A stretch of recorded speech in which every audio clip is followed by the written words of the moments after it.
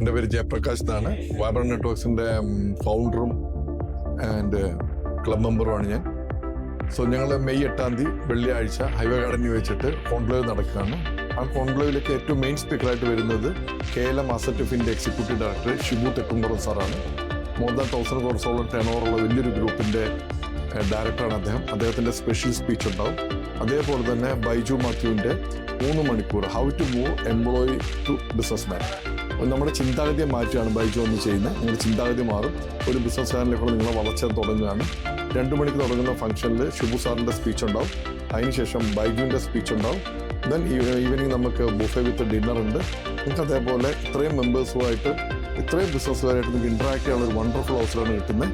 നിങ്ങളുടെ കോൺടാക്ട്സ് വർദ്ധിപ്പിക്കുക. Your network is equal to your net worth. Thank you so much.